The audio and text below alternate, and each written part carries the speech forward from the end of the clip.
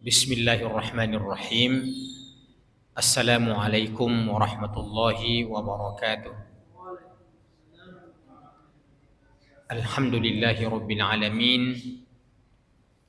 Wassalatu wassalamu ala ashrafil anbiya'i wal mursalin Nabiyina Muhammadin wa ala alihi wa sahbihi ajma'in. Rabbi shrah li sadri wa yassir li amri wahlul 'uqdatam min lisani yafqahu qawli. Jamaah pengajian maghrib yang sama-sama berbahagia,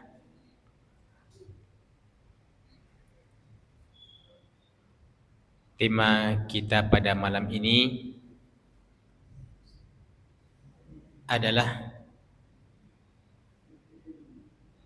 pembahasan tentang bagaimana kriteria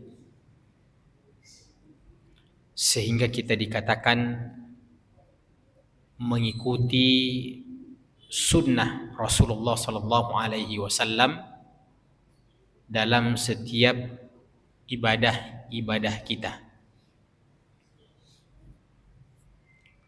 Sebab ada hadis yang diriwayatkan oleh Aisyah radhiyallahu taala anha yang berbunyi, man amila amalan laisa alaihi amruna fahuwa raddun.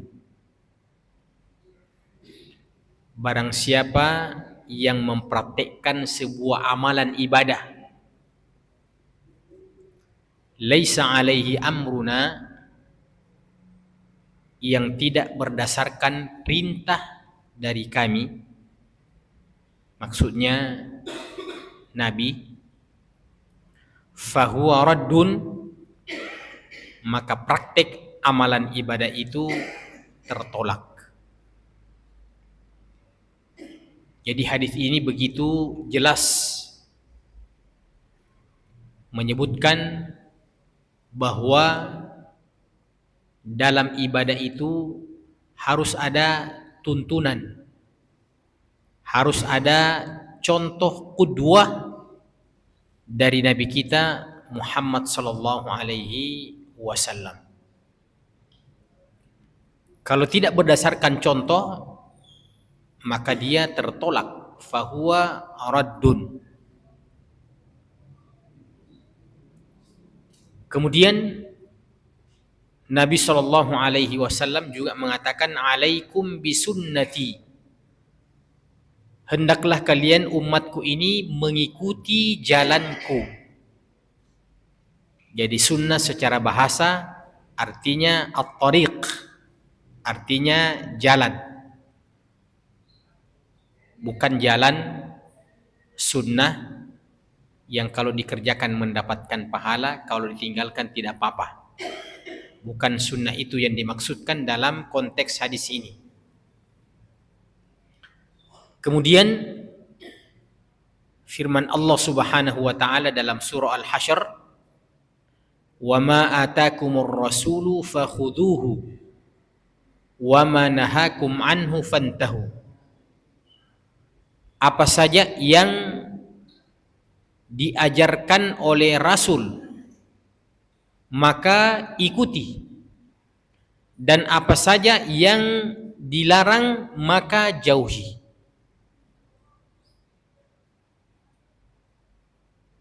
Kesemua teks baik hadis ataupun Al-Quran, kalau kita ingin mengumpulkan itu semuanya dan mengatakan alhamdulillah kita ini sebagai seorang muslim sejak dulu siap untuk mengikuti sunnah Rasulullah sallallahu alaihi wasallam. Sejak dulu kita mengikuti qudwah dan contoh dari Rasulullah sallallahu alaihi wasallam. Maka ini benar.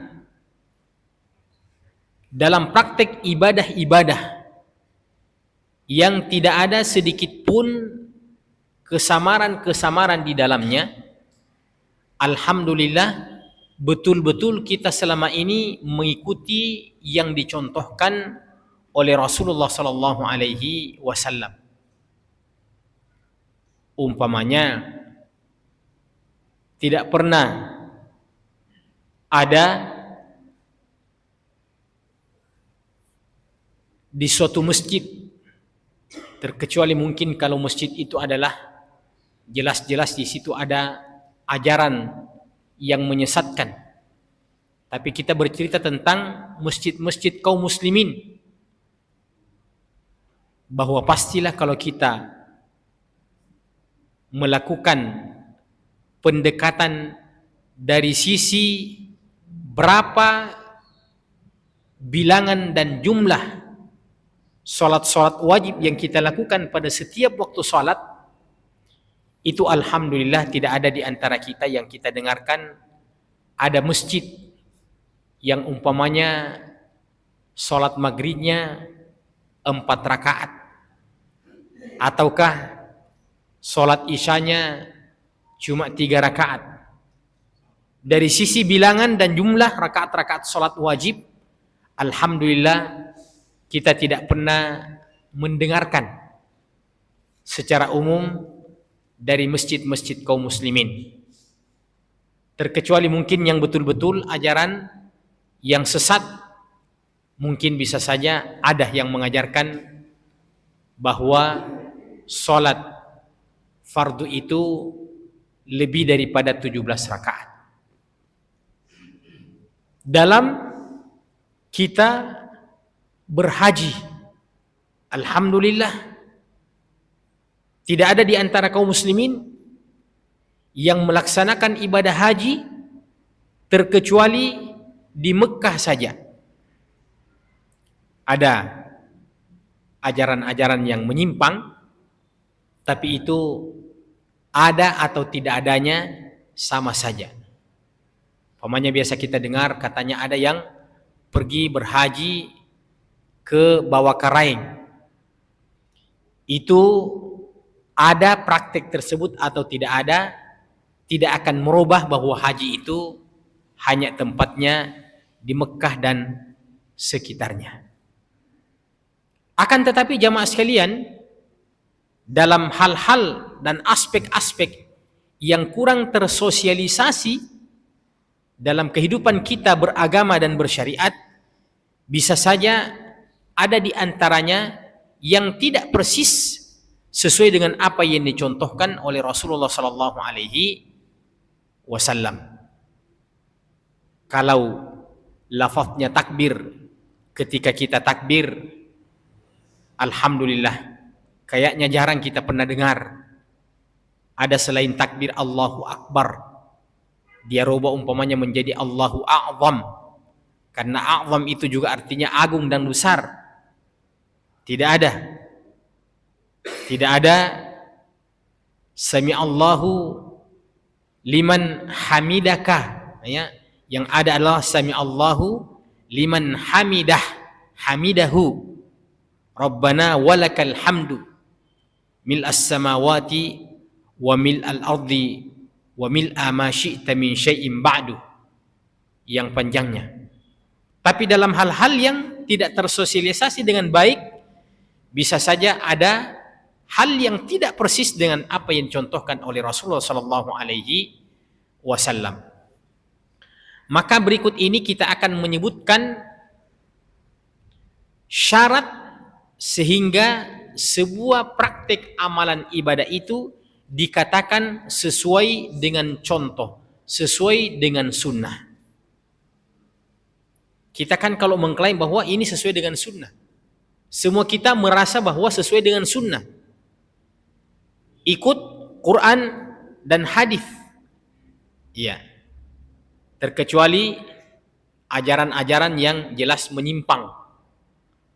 Umpamanya sekarang ini yang sudah beberapa pekan ini bergulir terus tentang pesantren Az-Zaitun umpamanya yang ada di Jawa Barat sana, itu jelas adalah tidak diragukan tentang penyimpangannya, ya, Sang Panji Gumilang itu, yang membuat aturan sop salat, ya, bagaikan upacara, ya, yang jarang sekali softnya, kemudian menempatkan wanita pada bagian depan dengan alasan bahwa apakah wanita itu dalam pandangan kita terlalu najis sehingga dia mesti harus di belakang, atau ungkapannya yang mencita-citakan akan melatih santri-santri putrinya untuk suatu saat mengisi khutbah-khutbah Jumat, dan yang terakhir ungkapannya dan perkataannya yang mengundang kontroversi, bahkan sudah berapa kali di demo ribuan masyarakat, ya, kaum muslimin, karena dianggap sebagai bentuk penyimpangan dan bentuk penistaan agama. Terakhir dia mengatakan Al-Quran adalah perkataannya Nabi Muhammad sallallahu alaihi wasallam. Hal-hal yang seperti ini tentu bagi kita sesuatu yang jelas, terang benderang tentang penyimpangan dan kesesatannya.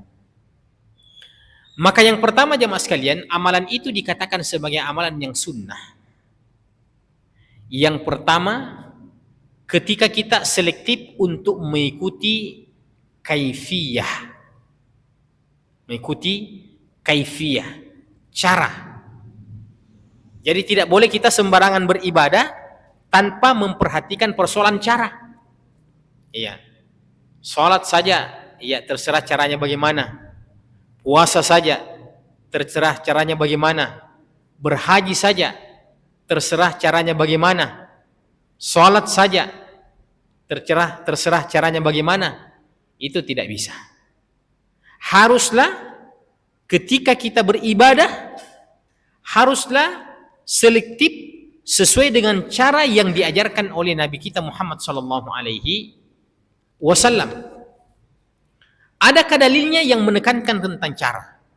Demikian banyak sekali dalil yang menerangkan tentang pentingnya kita menekankan persoalan cara, kaifiyah ketika kita beribadah. Yang pertama, Nabi ketika menyuruh umatnya untuk sholat, Nabi mengatakan, "Sallu kama ra'aitumuni usalli." Sallu kama ra'aitumuni usalli. Salatlah kalian umatku ini sebagaimana kalian melihat aku salat. Salatlah kalian umatku ini sebagaimana kalian melihat aku salat. Nah, pertanyaannya ini tentang masalah apa ini yang ditekankan ketika Nabi mengatakan salat sebagaimana kalian melihat aku salat. Maka tentu saja ini berkaitan dengan cara, dengan kaifiyah. Salatlah sebagaimana kalian melihat aku salat. Itu berkaitan dengan tata cara, kaifiyah. Iya.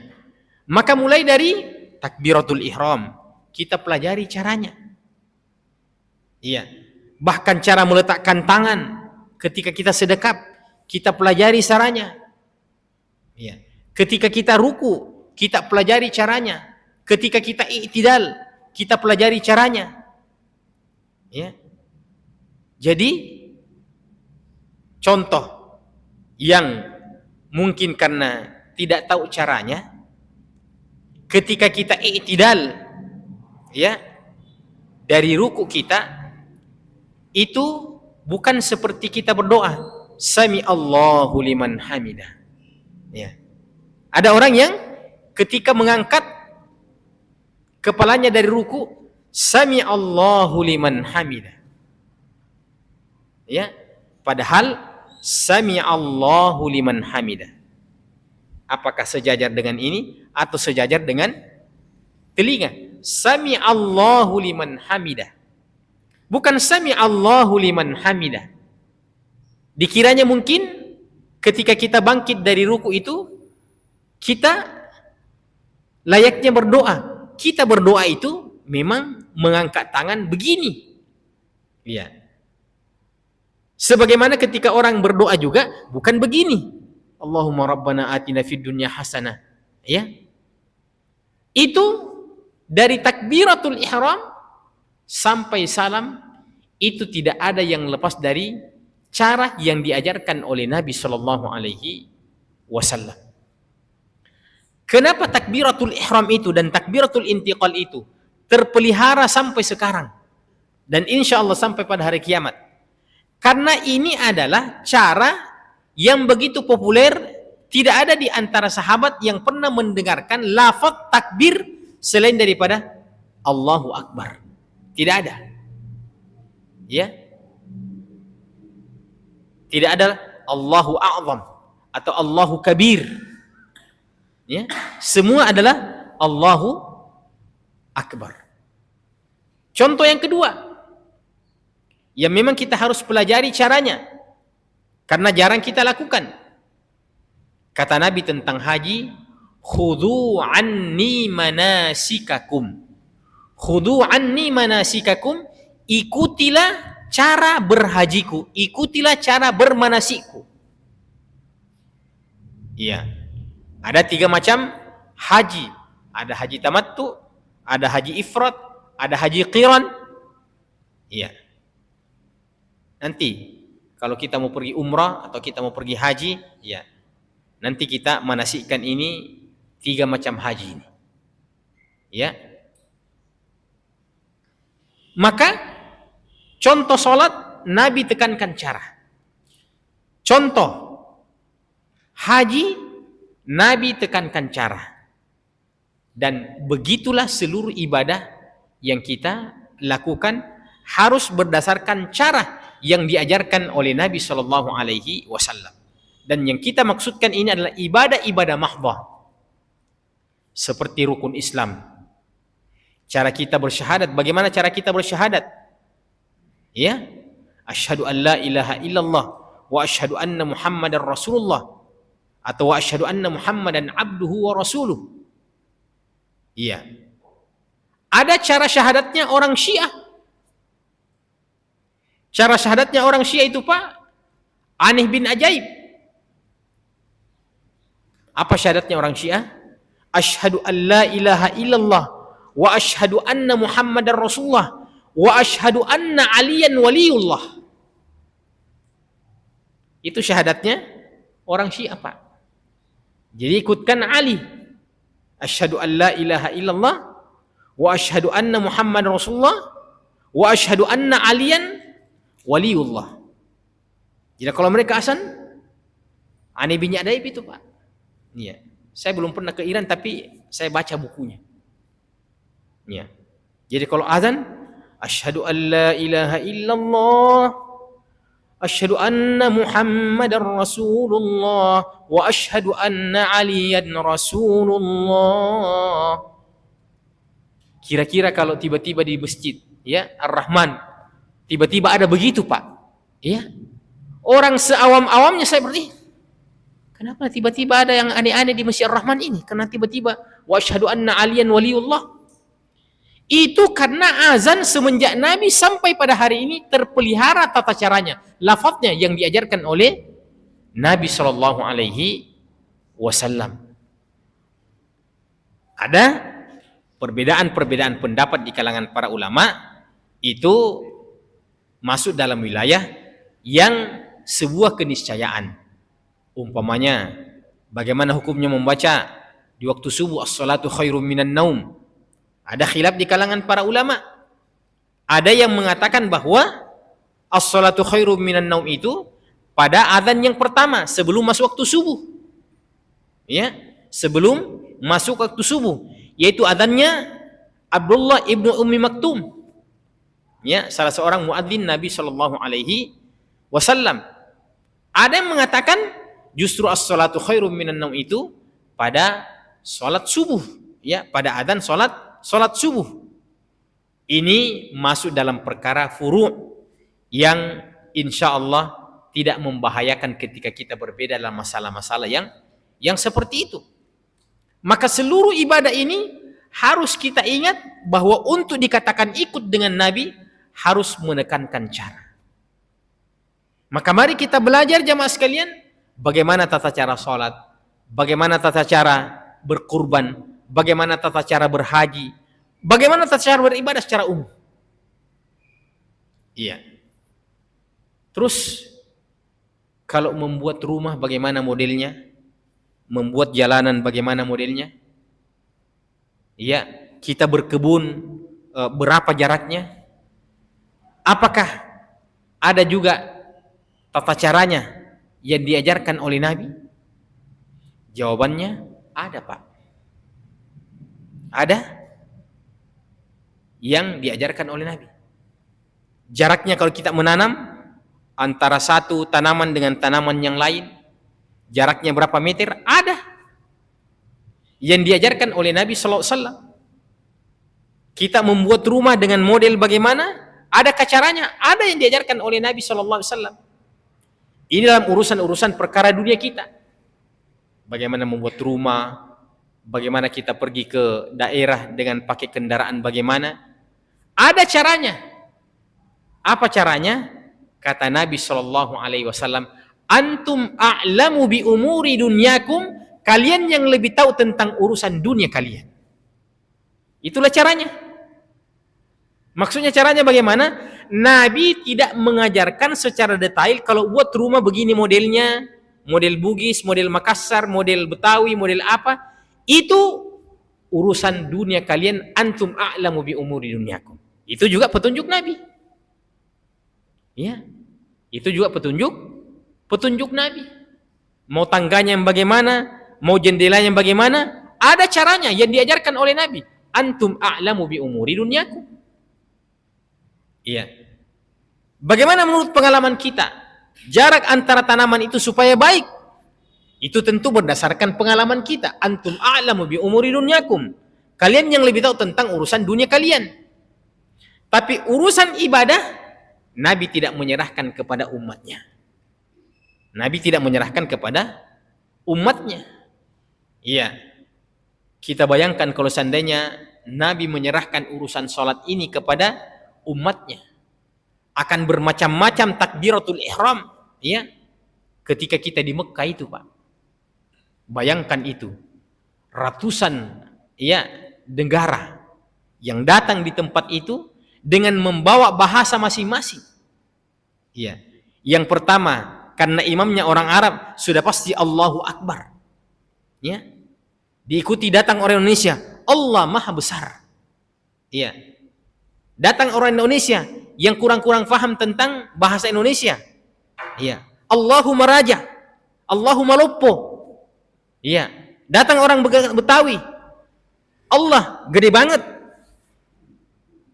Coba bayangkan kalau seandainya urusan agama ini, urusan ibadah ini diserahkan kepada umat ini, kita akan bermacam-macam. Tapi dalam urusan dunia, Nabi katakan, itu saya serahkan kepada kalian, mana yang menurut kalian itu baik dan tidak melanggar hak-haknya orang lain, itulah cara yang saya ajarkan. Ya, itulah yang saya ajarkan.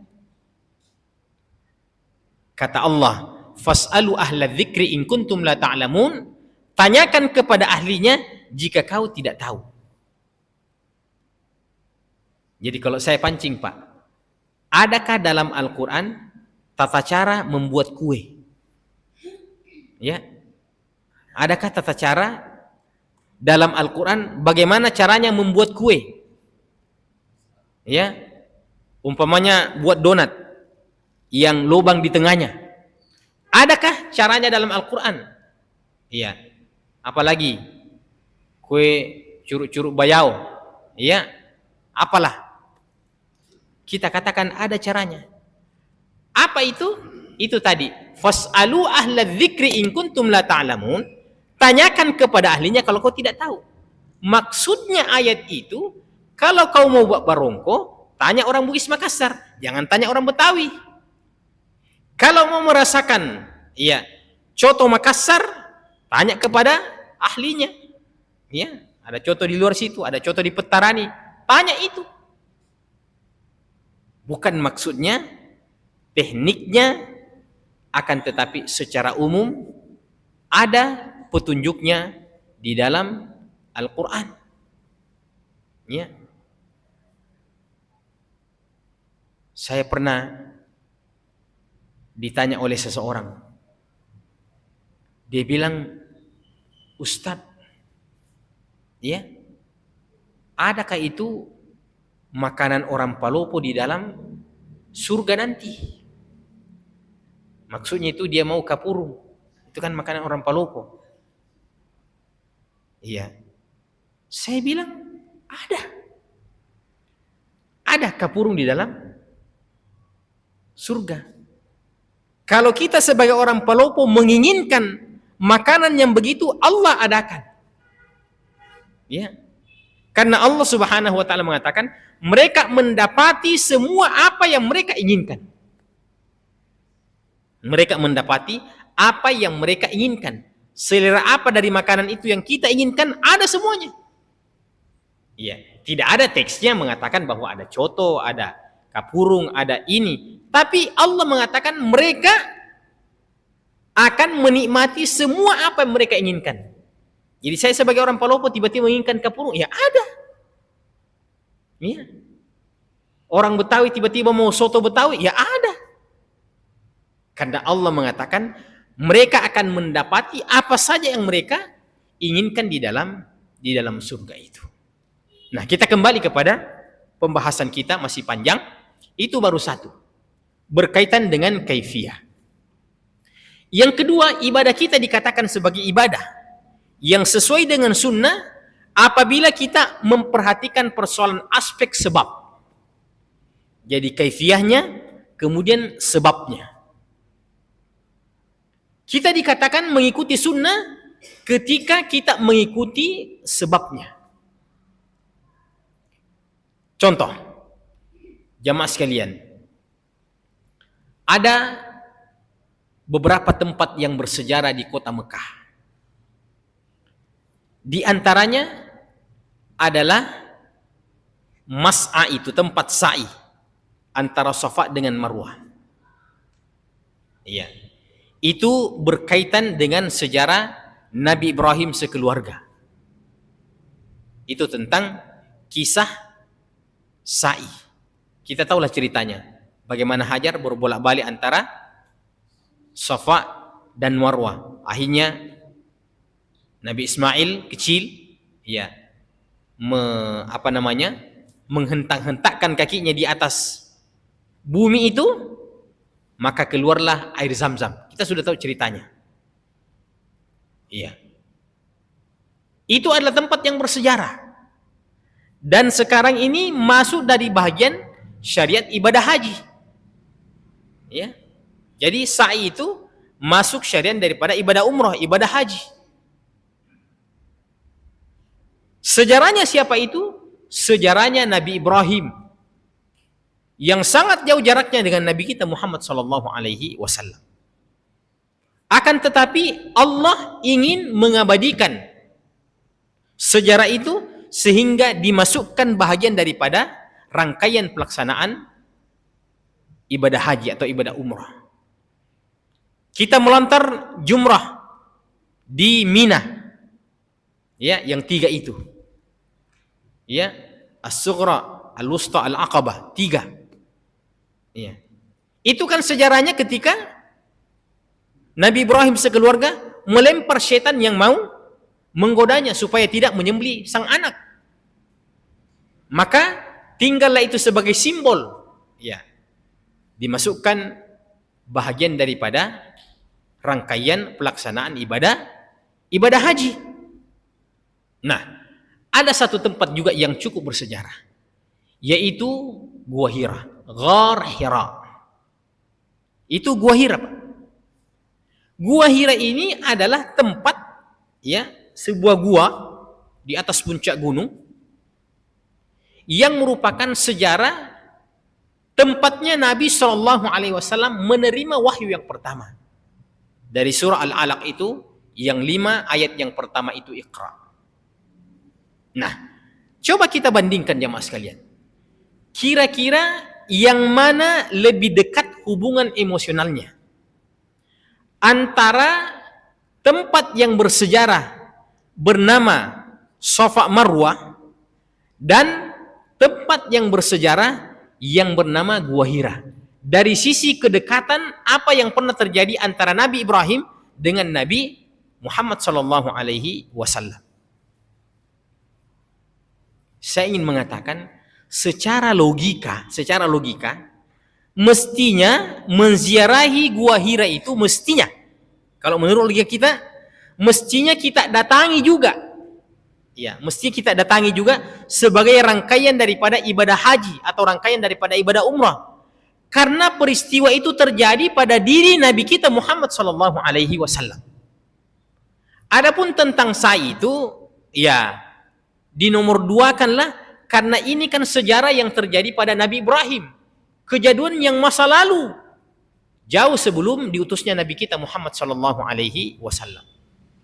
Tapi dalam urusan ibadah, kalau memang sudah berkaitan sebabnya Nabi mensyariatkan Safa Marwah itu adalah tempat untuk sa'i, maka tidak ada lagi cerita untuk kita membuka diskusi kenapa umpamanya Gua Hira itu atau Gua Thur yang tempat persembunyian Nabi sallallahu alaihi wasallam ketika mau pergi hijrah itu tidak dimasukkan bahagian rangkaian daripada pelaksanaan ibadah haji. Itu karena ibadah memang merupakan contoh. Itu karena memang ibadah merupakan contoh. Kita umpamanya mencium Hajar Aswad, ya, mencium bahkan mengecupnya. Itu secara logika, kalau kita mencium, mengecup benda-benda tertentu, tembok apa, itu kan mirip-mirip dengan mengkultuskan, Pak. Mirip-mirip mengkultuskan. Ya, kalau saya cium mimbar ini, cium ini tembok, ya, itu kan artinya saya mengkultuskan. Maka mencium Hajar Aswad itu ada mirip-mirip mengkultuskan. Tapi karena dia merupakan contoh dari Nabi sallallahu alaihi wasallam, maka lakukan saja, tidak usah ada perasaannya sepertinya saya terjatuh kepada kesyirikan. Itulah yang disebutkan oleh Umar bin Khattab ketika mengatakan, innaka hajarun la tanfa' wa la tadur walaula anni ra'aitu Rasulullah sallallahu alaihi wasallam qabbalaka ma qabbaltu. Ketika Umar mau mencium daripada Hajar Aswad itu, dia seakan-akan berdialog kepada Hajar Aswad itu. Dia katakan, wahai batu, wahai Hajar Aswad, kau tidak dapat memberikan manfaat. Maksudnya kau tidak dapat menolong saya ketika saya punya hajat. Sebagaimana engkau tidak dapat memberikan mudarat pada saya. Bukan engkau yang memberikan manfaat dan bukan engkau memberikan mudarat. Walaula anni ra'aitu Rasulullah qabbalaka ma qabbaltuk. Andaikan saya tidak pernah melihat Nabi menciummu, maka saya tidak akan menciummu. Ya, maka saya tidak akan menciummu. Maka kita cium, ya, Hajar Aswad itu kalau memungkinkan tanpa ada rasa risih, karena memang ada contoh dari Nabi Shallallahu Alaihi Wasallam. Sebagaimana kita tidak perlu pergi ke Gua Hira dengan mensakralkan tempat tersebut hanya karena kita mengatakan itu kan tempat yang bersejarah. Apalagi yang bisa kita agungkan selain daripada Gua Hira, Gua Thur. Iya. Termasuk di Mekah itu ada tempat kelahiran Nabi Shallallahu Alaihi Wasallam yang pada hari ini itu ya sudah merupakan perpustakaan. Itu pemerintah Arab Saudi tidak membuatkan monumen, Pak, tidak membuatkan monumen. Kita bisa bayangkan, jangankan Nabi, Pak, di negeri kita ini kalau ada orang yang kita anggap berpengaruh, iya, lahir di situ, asalnya di situ, oh kita sudah buatkan monumen, Pak. Tapi Nabi SAW, karena ulama di sana memahami ini bisa menjadi sebuah sumber penyimpangan dalam akidah. Jangan sampai ada orang yang datang ke situ meminta berkah, mengkultuskan tempat tersebut. Padahal masuk juga dalam akal kita. Kenapa tempat kelahirannya Nabi itu tidak dijadikan simbol-simbol bersejarah yang ada kaitannya dengan ibadah? Karena ibadah itu harus sesuai dengan contoh, harus sesuai dengan kaifiyah, harus sesuai dengan sebab. Sehingga sebabnya kita bersa'i adalah karena Nabi mencontohkan. Sebabnya kita tidak pergi ke Gua Thur karena Nabi tidak contohkan. Terkecuali kalau kita mau datang ke sana untuk sekedar melihat sejarah, itu tidak mengapa. 2, masih ada 4. Ibadah dikatakan sebagai ibadah yang sesuai dengan syariat ketika kita berusaha untuk mengikuti tempat yang direkomendasikan oleh Nabi Shallallahu Alaihi Wasallam. Jadi ibadah itu nanti dikatakan ibadah ketika sesuai dengan tempat yang direkomendasikan oleh Nabi kita Muhammad Shallallahu Alaihi Wasallam. Ada ibadah yang cuma berkaitan dengan waktu, tidak berkaitan dengan tempat. Umpamanya sholat. Nabi mengatakan, kalau salah seorang di antara kalian bepergian dan kemudian masuk waktu sholat, maka sholatlah di mana tempat kalian berpijak di atas permukaan bumi. Andaikan pun di padang pasir, maka sholatlah di situ, karena sholat tidak mesti berkaitan dengan tempat. Hanya sholat itu berkaitan dengan waktu. Iya. Akan tetapi ada ibadah-ibadah yang tidak bisa dikatakan sebagai ibadah yang disyaratkan, terkecuali kita selektif mengikuti tempat itu. Iya. Umpamanya i'tikaf, itu tempatnya hanya di masjid. Maka kalau mau i'tikaf yang sesuai dengan sunnah, beriktikaflah di masjid. Jangan beriktikaf di rumah-rumah kita. Umpamanya ada ruangan, kita katakan bagus di rumah saya itu, saya sudah buat model-model kayak musola, tapi di rumah saya, rumah pribadi, tidak ada sholat Jumat di situ, tidak ada sholat jamaah. Tapi giliran mau itikaf, kita panggil orang, bagus di sana, servisnya bagus, setiap saat ya kita bisa minum-minum kopi karena dekat dengan dapur. Tidak bisa, karena yang namanya itikaf itu sangat berkaitan dengan tempat. Ibadah haji hanya ada satu tempatnya, Pak, yaitu Mekah. Wukuf di Arafah hanya ada satu tempatnya, yaitu di Arafah. Mabit hanya ada 2, di Musdalifah dan di Mina. Ya. Selain daripada itu adalah mabit, nginap-nginap yang hukum asalnya mubah. Umpamanya kita nginap di rumah-rumah kita, itu adalah mabit yang tidak berkaitan dengan ibadah. Tapi mabit yang berkaitan dengan ibadah, mabit di Musdalifah, mabit di Mina, itu adalah kaitannya dengan ibadah. Maka ibadah dikatakan sebagai ibadah yang syar'i ketika kita berusaha untuk mengikuti tempat yang memang ada kaitannya dengan tempat. Tidak jadi ibadah itu kalau kita tidak membuatkan tempat yang ditetapkan oleh Allah dan Rasulullah Sallallahu Alaihi Wasallam. Tawaf hanya mengelilingi Ka'bah saja. Ya. Orang-orang Syiah di Iran itu tawaf di kuburannya Khomeini. Orang-orang Syiah di Iran, Pak, itu sebagian memang mengatakan tidak perlu pergi ke Mekah tawaf. Ada penggantinya di Iran, yaitu tawaf di sekeliling ya kuburannya Khomeini. Coba bayangkan, Pak, kalau ibadah itu kita tidak selektif mengikuti kaifiyahnya, sebabnya, tempatnya. Kemudian yang keempat, ibadah dikatakan sebagai ibadah yang sunnah ketika kita selektif untuk mengikuti jumlah dan bilangannya ibadah itu.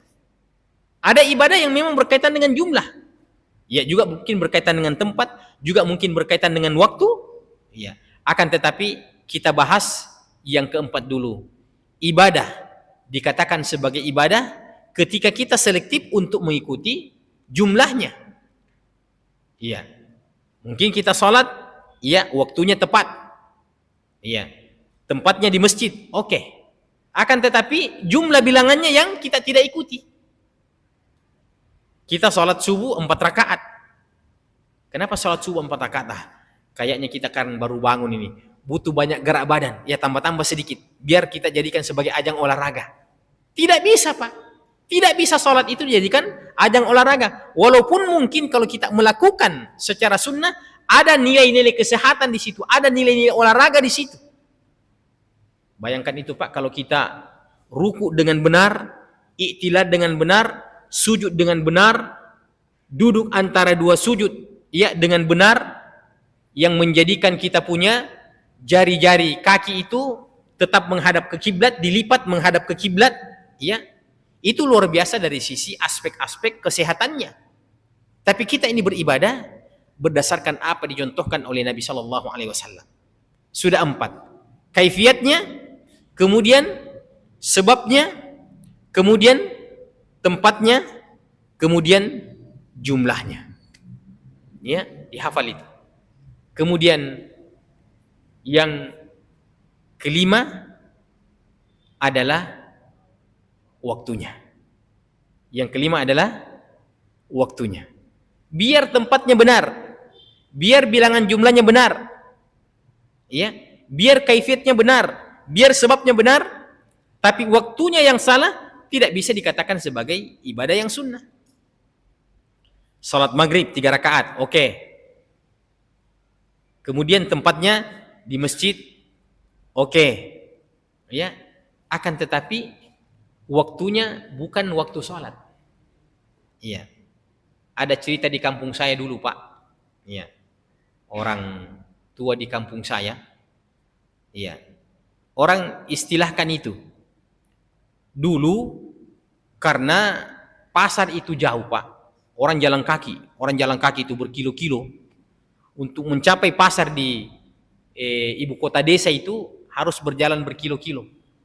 Iya. Jadi ada orang di kampung saya dulu itu katanya kalau pergi ke masjid, ya, itu lebih duluan dia sholat. Jadi mau sekali mungkin dikomat tapi belum dikomat, lebih duluan di sholat, dia ambil pojok-pojok karena dia buru-buru mau pergi ke masjid, pergi ke pasar. Iya.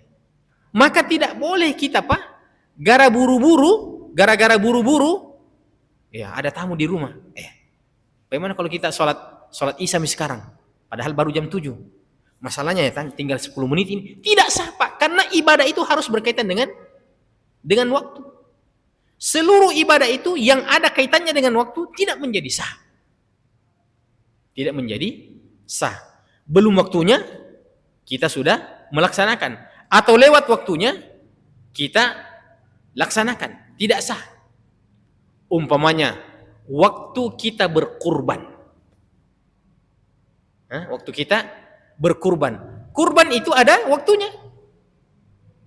Kurban itu ada waktunya. Sebelum sholat Id, kalau ada orang kurban sebelum sholat Id, tidak sah. Kalau ada orang kurban setelah habis hari-hari tasyrik, ya, mulai hari lebaran dan 3 hari setelahnya, 4 hari, maka tidak sah. Dikatakan ibadah kurban kalau dia sesuai dengan waktunya. Setelah sholat Idul Adha baru kita mulai sampai 3 hari setelahnya. Nah, ini ada fikih baru. Kalau di negara-negara lain itu tidak muncul fikih baru ini. Sekarang ini Allah takdirkan kita berbeda lebaran untuk Idul Adha ini. Rabu besok sudah ada yang lebaran, ya, dan Kamis juga ada yang lebaran. Bahkan di Masjid Cengho, Pak, dekat rumah saya di sana, itu mengakomodir, ya, 2 hari lebaran berturut-turut. Masing-masing ada khatibnya dan imamnya. Ya. Saya tadi datang sholat subuh di sana, Pak. Saya imam tadi sholat subuh di sana. Ya. Saya sudah tahu ini siapa yang mempelopori hari Rabu, siapa yang mempelopori hari Kamis. Ya.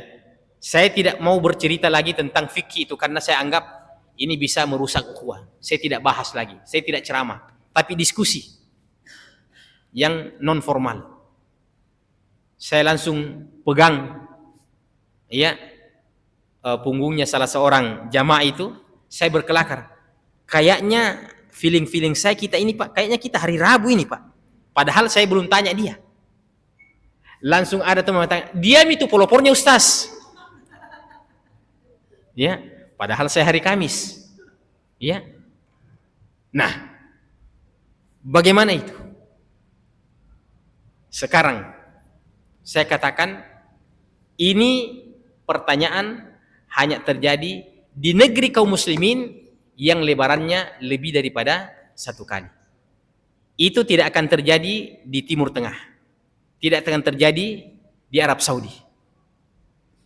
Sekarang ini kita membutuhkan fikih dalam menjawab dan mensikapi hal-hal yang seperti ini. Sekarang saya kasih PR. Bagaimana umpamanya kalau kita berkurban dalam seekor sapi, berserikat di situ antara orang hari Rabu dengan orang hari Kamis. Ya. Ya. Jadi ada 7 orang, ya. 3 yang hari Rabu, 4 yang hari Kamis. Kalau berdasarkan keyakinan hari Rabu, besok habis sholat Idul Adha, nah potong mie kambingnya, nah potong mie sapinya. Tapi yang hari Kamis bilang jangan dulu. Iya. Keyakinan saya hari Kamis. Kira-kira Pak, bagaimana mengkompromikan ini? Iya. Harus ada yang mengalah satu, Pak. Harus ada yang mengalah satu. Yang mengalah satu ini kalau dia mengalah tetap sah. Tapi kalau yang satu mengalah, itu kasihan memang tidak sah dalam keyakinannya. Maka caranya itu yang hari Rabu ini, Pak, kalau seandainya ada kasus seperti itu, yang hari Rabu ini turunkan egonya sedikit untuk mundur pada hari Kamis. Karena kalau hari Kamis, yang hari Rabu juga dalam pandangannya tetap sah. Tapi kalau yang hari Kamis ini mau ditarik ke hari Rabu, tidak sah dalam pandangannya. Maka seperti itu caranya. Ya. Jadi jangan lagi yang hari Rabu ini ngotot bilang harus hari Rabu. Berarti dipertanyakan kurbannya. Jangan sampai kurban Anda ini karena hanya hawa nafsu saja, bukan karena Allah Subhanahu wa taala. Jadi harus diredam itu. Ya. Saya tidak ingin membahas lagi polemik tentang 2 hari ini. Yang jelas mungkin kita bisa katakan sesuai dengan keyakinan kita masing-masing. Jadi yang sudah punya keyakinan besok, tawakkal ala Allah. Potong, ya. Yang penting tidak ada yang berserikat hari Kamis. Ya. Yang yakin pada hari Kamis, tawakkal ala Allah. Tawakkal ala Allah. Dan ketika saya berkeyakinan hari Kamis, mohon maaf kalau saya yang berkeyakinan hari Kamis ini memang selektif tidak mau memotong hari Rabu. Karena dalam keyakinan saya itu tidak sah. Karena saya lebaran pada hari Kamis. Ini kita serahkan kepada Allah Subhanahu wa taala. Hanya Allah yang dapat menghukumi kita dengan seadil-adilnya. Kemudian selanjutnya jamaah sekalian sudah 5 ya. Kaifiat, sebab, tempat, kemudian bilangan, waktu. Yang terakhir adalah dikatakan sebagai ibadah kalau kita berusaha untuk mengikuti jenisnya suatu ibadah itu. Ada ibadah tidak bisa dikatakan sebagai ibadah walaupun waktunya tepat, iya, walaupun tempatnya tepat, walaupun caranya tepat, tapi jenisnya yang tidak selektif, maka tidak bisa dikatakan sebagai ibadah yang sesuai dengan sunnah Rasulullah SAW. Umpamanya jenis hewan kurban yang kita kurbankan harus salah satu di antara 3. Kalau kita di Arab, ya ada modal unta. Yang kedua sapi. Yang ketiga kambing dan sebangsanya. Itu berkaitan dengan jenis. Sepanjang sejarah tidak pernah Nabi dan para sahabatnya itu menyembelih selain daripada salah satu di antara 3 jenis. Iya. Jadi kalau ada orang yang berkurban dengan selain yang 3 ini, maka tidak dikatakan sebagai kurban yang syar'i. Walaupun mengalirkan darah. Umpamanya dia berkurban dengan seekor kuda. Iya. Jadi saudara-saudara kita di Ponto tahu itu, bahwa walaupun banyak kuda mereka, ya bahkan mungkin tidak sedikit di antara mereka lebih senang kuda dibandingkan dengan sapi. Tapi kita kasih tahu saudara kita di Ponto, untuk Idul Adha berkurbanlah dengan sapi atau kambing. Ya, diundurkan itu ya kudanya pada waktu-waktu yang lain.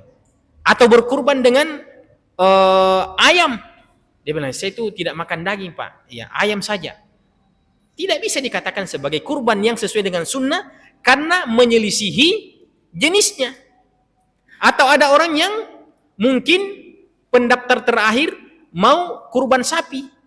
Iya, tapi ternyata sudah tidak ada temannya. Tinggal sendiri dia. Uangnya 2 juta. Dia bilang, ini saya berkurban dengan 2 juta rupiah. Tidak mesti pakai hewan. Tidak bisa dikatakan sebagai ibadah kurban karena hanya mengeluarkan nilai. Tidak bisa dikatakan sebagai ibadah kurban karena hanya mengeluarkan nilai uang. Harus memotong, harus menyembelih. Atau dengan cara yang lain. Ini contoh-contoh fikih. Ada orang yang sudah tidak dapat teman untuk berserikat, ya, pada seekor sapi. Iya, pada seekor sapi. Iya.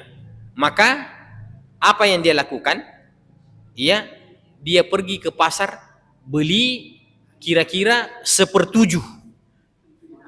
Kira-kira kalau daging ya 70, ya, daging 70 daging, ada bilang ini kan berarti kalau 1/7-nya itu kan berarti ya kisaran 10 kilo, ya.